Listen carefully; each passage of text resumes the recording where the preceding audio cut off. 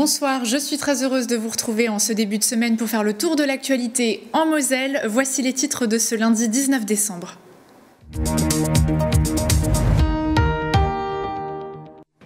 Hier, la France a vibré au rythme de la finale de la Coupe du Monde et les supporters sont passés de l'angoisse aux acclamations pour finir sur une déception, celle de passer à côté de la 3e étoile. Ambiance dans un instant. Selon une étude, 57% des Français profiteront des fêtes de fin d'année, quoi qu'il en coûte. Alors les produits traditionnels pour le repas du réveillon seront-ils dans le panier des Mosellans cette année? Réponse dans les rayons d'un hypermarché. La SANEF, la société d'autoroute, veille sur vous et encore plus pendant les périodes de forte intempérie. Avec les basses températures, la neige et les pluies verglaçantes de la semaine dernière, les agents du poste de contrôle avaient les yeux rivés sur l'autoroute en cas de besoin. Après des températures glaciales, place à une météo plus douce ce mardi, 4 degrés au réveil et 12 au plus haut, ce qui n'empêche pas le ciel d'être gris et chargé en précipitations, des pluies qui s'intensifient en fin de journée. Et qui dit lundi, dit sport, Mathieu Anquinet nous fera un récap du bon et du moins bon en termes de résultats sportifs. Ça sera dans quelques instants. Place d'abord à l'actualité.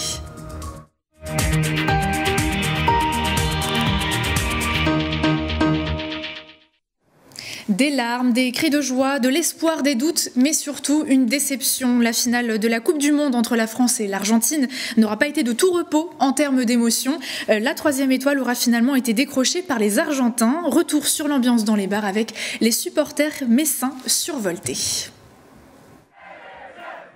Pour cette finale de la Coupe du Monde, à Metz comme à Thionville, les supporters étaient en ébullition.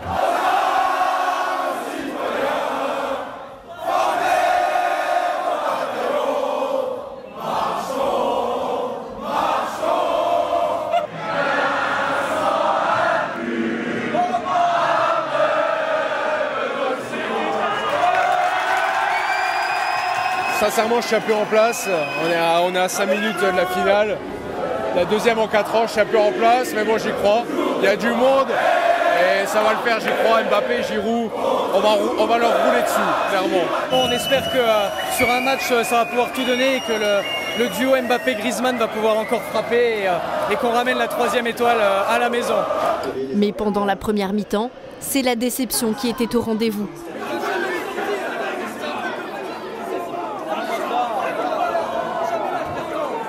2-0 pour l'Argentine. Difficile pour les supporters de garder espoir. Je me sens pas très bien, mais je pense que les Français vont égaliser. Ça va le faire. Je pense que les Argentins ils vont pourrir le match, mais on va s'en sortir. C'est compliqué quand même parce que les Argentins, il faut reconnaître, sont un peu au-dessus de nous, maîtrisent.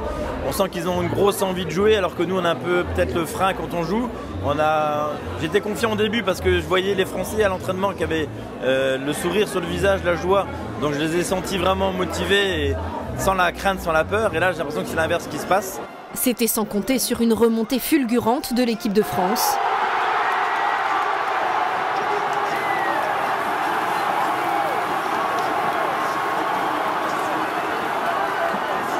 Tous les espoirs étaient à nouveau permis après le doublé de Mbappé. Quel rebondissement! En même pas une minute de temps, 2 buts. Ça y est, on est de nouveau dans la course. J'y croyais pas, mais là en 5 minutes ils ont retourné la situation.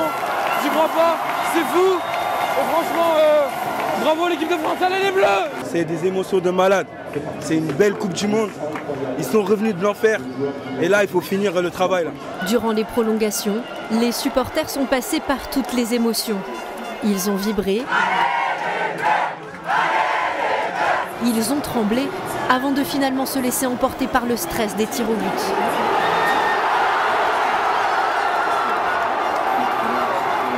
Le match se termine sur une défaite de l'équipe de France et beaucoup de déceptions. Déçu, mais bon, on s'est battu, au moins on est revenu au score, on a fait ce qu'on pouvait. Je suis déçu de fou, vraiment. On méritait de gagner, vraiment on méritait. 2 occasions ratées, 2. Les supporters donnent rendez-vous aux Bleus dans 4 ans, en espérant que cette fois, ils décrocheront la 3e étoile tant convoitée. Avec la fin des moteurs thermiques en 2035, l'usine e-Motors à Trémery peut se frotter les mains d'avoir anticipé le virage électrique du marché automobile dès sa création en 2018. Une mutation industrielle saluée par Roland Lescure, présent pour l'inauguration d'e-Motors. Le ministre délégué chargé de l'industrie a pu découvrir le M3, le premier moteur électrique de ce nouvel équipementier automobile. Pour l'heure, 200 000 moteurs devraient sortir de Trémery chaque année, mais d'ici 2024, la nouvelle usine prévoit une production annuelle d'1 million de moteurs avec 700 salariés. On écoute tout de suite le ministre délégué à l'industrie au micro de Fanny Bragard. C'est un emblème de la révolution industrielle qui est en cours en France et dans le monde. Nous, on souhaite que les Françaises et les Français n'achètent que des véhicules électriques dans les 10 ans qui viennent. Mais ce que je veux surtout, moi, c'est que ces véhicules ils soient produits ici en France. Et ici, on produit des moteurs électriques qui vont à la fois servir aux constructeurs qui construisent des véhicules électriques en France, mais même à terme qui vont pouvoir exporter. La conquête industrielle de la France, elle passe par une production made in France, mais aussi par des exportations made in France. Donc des moteurs de qualité, tout électriques, qui vont permettre à la fois de fabriquer des véhicules électriques en France et de nous exporter l'industrie française, c'est évidemment fantastique. Moi je souhaite qu'aucun salarié de l'industrie automobile ne soit laissé sur le côté. Il faut qu'on les accompagne. On a besoin d'attirer des jeunes hommes, des jeunes femmes dans l'industrie automobile. On a besoin aussi de s'assurer que celles et ceux qui faisaient les métiers d'hier et d'aujourd'hui fassent les métiers d'aujourd'hui et demain. J'en ai rencontré ici des dizaines qui sont très heureux en fait de contribuer, il faut le reconnaître, à la dépollution de l'industrie française, à la décarbonation de l'industrie française, tout en faisant un travail concret, mécanique, comme on l'aime, mais qui a évidemment beaucoup évolué. Il est beaucoup plus moderne, il est beaucoup plus innovant. La mécanique d'hier, c'est plus la mécanique de demain. Le thermique d'hier, c'est évidemment l'électrique de demain. Vous allez sûrement mettre les petits plats dans les grands pour le réveillon de Noël. Dinde, fruits de mer ou encore chapon, ces produits traditionnels seront-ils dans votre caddie? Selon une étude, 57% des Français déclarent vouloir profiter des fêtes de fin d'année, quoi qu'il en coûte.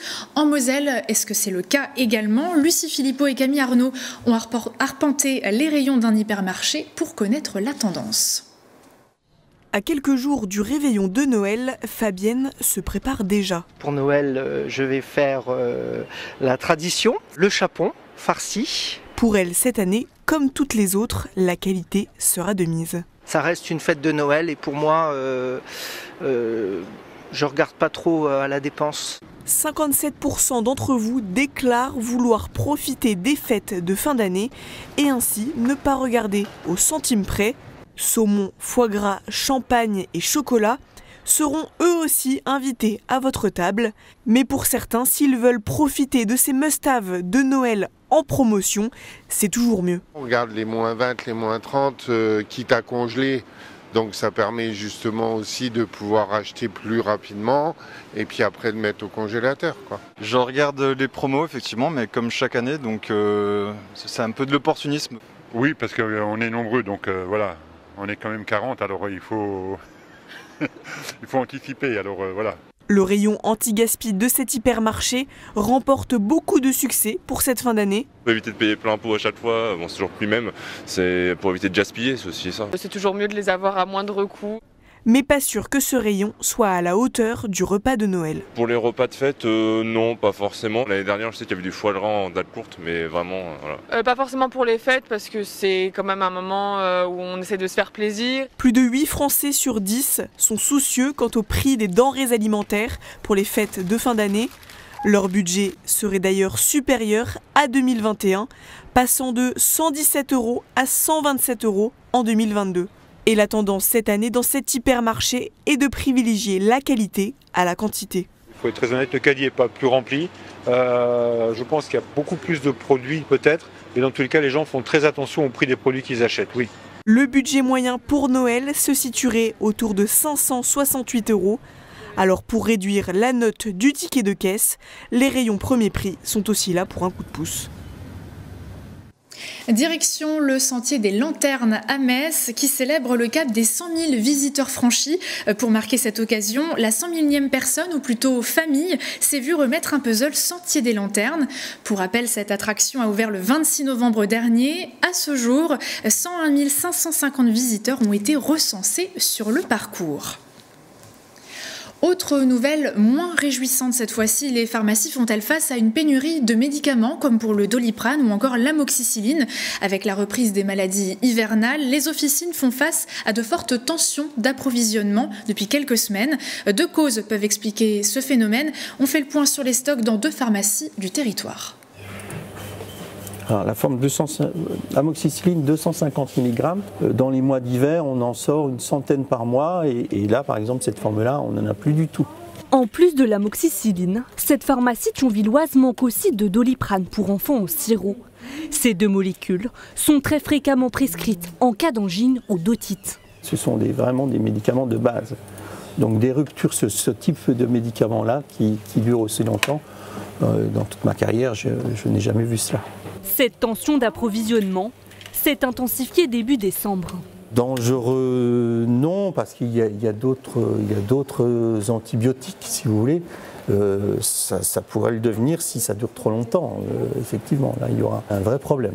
Même constat dans cette officine voipicienne. La faute au laboratoire pharmaceutique qui préfère fournir l'Amérique du Nord et l'Allemagne, qui acceptent de payer les prix les plus hauts, plutôt que la France, qui possède les médicaments les moins chers d'Europe. Autre raison, les problèmes de fabrication. Il faut savoir que les principes actifs sont fabriqués souvent principalement en Inde ou en Chine. Et c'est seulement après le médicament qui est empaqueté, qui est façonné en Europe ou en Europe de l'Est. Mais si on n'a plus de principes actifs, on ne peut pas fabriquer le médicament total, même dans les pays européens. Alors pour faire face à la pénurie, ces professionnels de santé s'adaptent. Pour l'instant, les solutions, c'est de prendre les comprimés pour adultes qu'on dilue dans de l'eau et on fait des dilutions avec des pipettes et des produits en croix comme on a appris à la fac. Donc là, on est vraiment dans une période où on est un peu en système D en attendant de trouver d'autres solutions.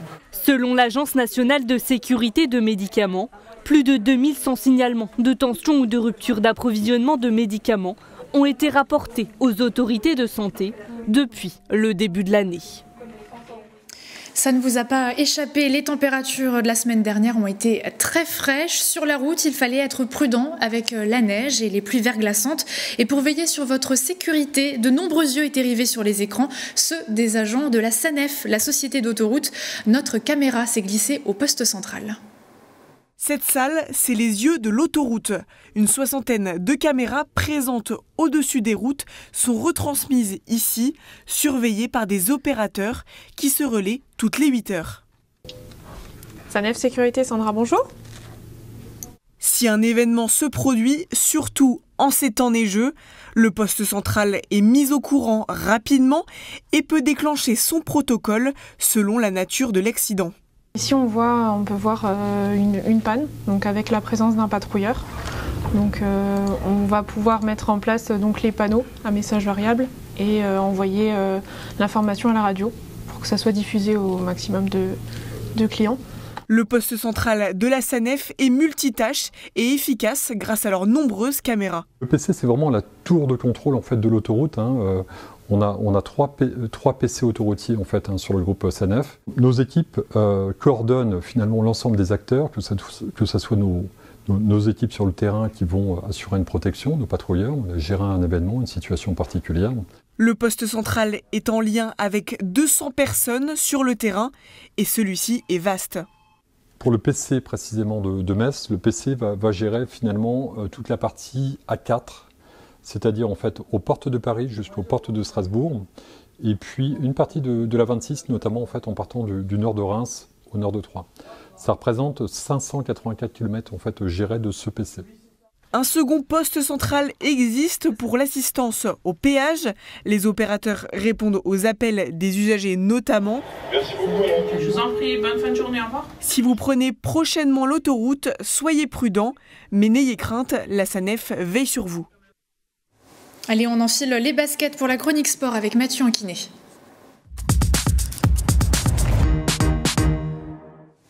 Bonsoir Mathieu. Bonsoir Irani.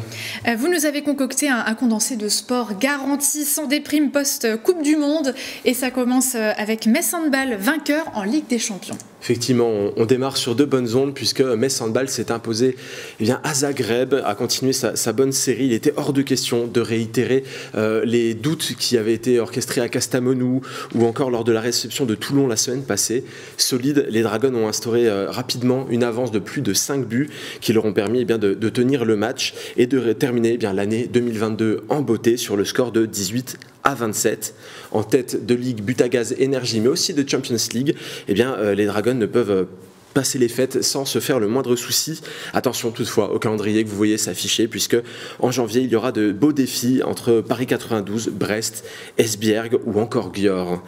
Enfin, Metz Handball devra faire face à un autre défi, peut-être sur un plus long terme, celui de trouver une nouvelle capitaine. C'est la dure nouvelle du jour puisque le club de Thierry Weisman a dû annoncer le départ de Bruna De Paula, la capitaine brésilienne. Elle se dirigera vers l'ogre hongrois de Győr la saison prochaine. Il lui reste 6 mois en Moselle pour porter au plus haut les espoirs des supporters mosellans. Handball toujours, mais cette fois-ci Sarrebourg-Moselle Sud qui a trébuché samedi soir. Oui, les Yellow Fox n'ont pas réalisé du tout le match qu'ils souhaitaient réaliser face à Billère. Bousculés par cette équipe, ils ont dû encaisser 19 buts à la mi-temps avec un écart qui était très compliqué à gérer. Ils ont réussi à revenir d'un déficit de 6 buts, notamment grâce à une attaque à 7 pendant les dernières minutes de la partie, mais trop court. Ils se sont finalement inclinés 31-30. Arnaud Desmerlet a échangé en fin de rencontre avec le capitaine frustré Dylan Grandjean. On l'écoute. La première et la deuxième, c'est le jour et la nuit. Et tu perds un but. Tu vois la marge, je sais pas moi. Mais non, aujourd'hui, j'en veux. Ouais. On s'en veut parce que voilà, on met pas ce qu'il faut en première et il faut qu'on se fasse taper sur les doigts tout le temps pour qu'on se bouge le cul. Et non, on n'a pas besoin de faire ça. Excusez-moi, je suis vulgaire, mais je suis vraiment énervé. C'est la première en fait. La deuxième, on n'a rien à dire, on s'est battu, on prend 12 buts en seconde, 19 en première, voilà. C'est la première qui nous met dedans. Les blessés, tout le monde en a, eux aussi ils en ont, on ne peut pas se cacher derrière ça. Voilà, ce soir, il faut qu'on assume que notre première mi-temps, c'est pas digne de Pro League. Voilà. On ne peut pas gagner un match en prenant 19 buts en une mi-temps. Et en jetant des ballons, mais bon, après ça, voilà. Et le problème, c'est qu'on a toujours besoin de se faire piquer pour réagir. On n'est pas capable de se mettre soi-même l'intensité dès le début. Alors, l'objectif d'atterrir à 16 points avant la trêve fixée par Arnaud Calbry est désormais plutôt compromis puisqu'il ne reste plus qu'un déplacement à Dijon, l'actuel dauphin qu'il faudra essayer de confronter sur son propre terrain. Et pour le moment, les Yellow Fox figurent à la 9e place. En tennis de table, maintenant, Metz TT a bien failli laisser filer sa série d'invisibilité contre Saint-Quentin. Oui, est-ce que c'est l'enjeu qui a fait trembler les protégés de Loïc Belguise? Dur à dire, puisqu'il a fallu se reposer sur Maria Tailakova et ses 2 matchs réussis pour l'emporter 3 manches à 2 et verrouiller une place en demi-finale de play-off avant même de disputer les 2 derniers matchs de saison régulière face à Étival et l'Entente Sainte-Pierraise. En effet, au classement, le Metz Tennis de table se situe encore et toujours à la première place, bien à l'abri de ses concurrents et ne peut désormais plus être inquiété et peut se tourner vers la fin de saison et les échéances en Ligue des Champions qui les attendent. En matière de lutte, Sarreguemines n'a pas laissé beaucoup de doutes en championnat par équipe. C'est un championnat qui a été dominé par Sarreguemines, mais il a fallu batailler pour la dernière rencontre pour arracher un nul, 6 victoires partout et surtout une victoire au point face à Schiltigheim et conforter un 8e titre historique. On le voit sur les images, la fête était au rendez-vous. À noter également sur la 3e marche du podium la présence de l'Olympique Mézières Lutte. Félicitations à eux. Le basket maintenant, les Metz Canonniers passent un tour supplémentaire de Coupe de France. Oui, opposé à Furdenheim, une équipe qui leur avait posé bien des soucis lors d'une rencontre de National 2 il y a quelques semaines. Les hommes de Yossri Bonhaleg ont fait le nécessaire pour jouer plus collectif et mener un jeu bien plus solide et tout simplement remporter ce 5e tour de Coupe de France. Une note bienvenue en cette fin d'année après plusieurs remous sur et en dehors du terrain pour les basketteurs messins. D'autant plus qu'il y a une spécificité dans cette Coupe de France, l'opportunité d'obtenir un point de bonus en championnat en allant suffisamment loin. Oui, tous les violons n'étaient pas forcément bien accordés à ce sujet. Certains pensaient qu'il ne restait plus qu'un match à gagner pour avoir ce point de bonus. Il en faudra finalement 2. Il faudra passer 2 tours de Coupe de France pour essayer d'effacer une défaite avec ce point de bonus. Eh bien, c'est une carotte qui semble fonctionner auprès des joueurs, puisqu'on va écouter tout de suite Alexandre Karolak qui s'est pris au jeu. On va essayer de gagner le prochain match. Ça va être un tirage au sort, donc on verra contre qui on va tomber, mais ça va être important pour nous, comme on a eu des défaites un peu en championnat. Donc voilà, il va falloir prendre le point pour espérer continuer l'aventure et faire les playoffs. En plus, on a 2 gros matchs à domicile à la rentrée contre Tremblay et Saverne, donc il va falloir les gagner. Donc c'est bien qu'on finisse l'année comme ça, c'est une bonne chose. L'objectif, c'est toujours les playoffs et une montée nationale 1, donc voilà, j'espère qu'on va y arriver. Rendez-vous en janvier pour connaître la suite des aventures des basketteurs messins. Et en volée, le TFOC s'est incliné d'1-0 à Mulhouse. Oui, le TFOC est une équipe qui doit encore apprendre. Elle repousse sans cesse les limites de ce qu'on pensait qu'elle était capable de réaliser. Et bien cette fois, elle a dû découvrir la difficulté d'un enchaînement Ligue des Champions, enfin pas Ligue des Champions, pardon, CEV Cup, championnat. Nouveau match européen, puisque il a fallu se relever après une belle victoire à Olomouc il y a quelques jours. Elles se sont laissées prendre sur coulerant alternatif dans un match qu'elles pensaient pouvoir gagner pour finalement repartir de Mulhouse avec un score de 3-2 qui n'est pas forcément celui qui était espéré, mais au classement, il n'y a pas forcément de casse, puisqu'avec le point de ce match très serré, cela permet au TFOC de se maintenir à la 4e place. Et il faudra basculer mentalement vers le dernier match de l'année, la réception d'Olomouc en CEV Cup, comme je vous l'annonçais. Une rencontre qui sera à vivre forcément en direct et en exclusivité sur Moselle TV ce mercredi à partir de 19h20. Merci beaucoup Mathieu pour ce récap. On vous laisse faire quelques étirements et puis on vous retrouve demain, mardi 18h30 pour le dernier Moselle Sport de l'année. Avec plaisir. Ce week-end, c'était également le bon moment pour profiter du parc Walligator sous un autre visage, Wally Christmas. Depuis samedi et jusqu'au 21 décembre, découvrez des spectacles de rue en journée et des illuminations dès la nuit tombée en lien avec les fêtes de Noël. Et cela faisait 12 ans que ce n'était pas arrivé. Dès l'entrée du parc, les illuminations en mettent plein la vue. 2500 mètres de câbles, plus de 150 guirlandes lumineuses et 250 sapins naturels auront été nécessaires pour décorer une partie du parc. Noël, un événement qui n'avait plus été célébré depuis 2009 à Walligator. Un défi touristique et économique que le directeur du parc a décidé de relever. C'est un test, c'est un tout. Le parc doit être aussi équipé. Les attractions, les roller coasters en dessous de 10 degrés ne peuvent pas tourner. Donc il faut ajouter cet apport exceptionnel pour pouvoir se divertir, s'amuser différemment et puis faire en sorte que les gens se sentent dépaysés tout en étant chez eux, à Walligator et dans les parcs. Si les manèges à sensations sont donc fermés, 6 attractions familiales, elles, sont bel et bien restées ouvertes, avec une nouveauté spécialement aménagée pour l'occasion, une patinoire synthétique. Mais si les plus courageux ont bravé le froid, c'est avant tout pour découvrir le parc dans son habit de lumière. C'est très joli, très féerique et franchement ça mériterait d'être bien connu parce qu'on est content que ça revienne. C'était féerique, c'était avec des animations, la patinoire, c'était très sympa. Oui, c'est vrai, on est venu toute la saison, ça change un petit peu aussi et c'est très bien comme ça. C'est très beau, c'est au-delà de nos attentes, les animations c'est super. Le temps, bon, malheureusement, il fait un peu frisqué, donc ça nous a un peu refroidi, mais sinon, ça nous fait chaud au cœur de voir toutes les illuminations et de voir le parc aussi beau, quoi. Louis, lui, profite de son passage au parc pour envoyer sa lettre au Père Noël via la boîte aux lettres prévue à cet effet. Après, je vais la mettre dans une enveloppe qui est là, et après, je vais la poster dans la boîte aux lettres là.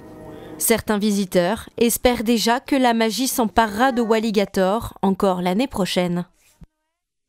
Et avant de conclure, notre image du jour met à l'honneur Sarah Aoutar. Malgré le soutien des Mosellans et son apparition dans le top 15 des coups de cœur français, notre Miss Lorraine Thionvilloise n'a pas remporté la couronne lors de la cérémonie de Miss France ce samedi. Elle a tout de même décroché l'écharpe de 6e dauphine aux côtés de la nouvelle reine Indira Ampio, Miss Guadeloupe. Sarah Aoutar n'est pas déçue pour autant. Elle s'est lancé un défi et a pris beaucoup de plaisir à monter sur scène, d'après ses propos recueillis chez nos confrères du Républicain Lorrain. Encore bravo pour son parcours et félicitations à la nouvelle Miss France également. C'est la fin de cette édition. Ne manquez pas dans un instant un nouveau numéro de Graouli Mag. Très belle soirée sur Moselle TV et à demain.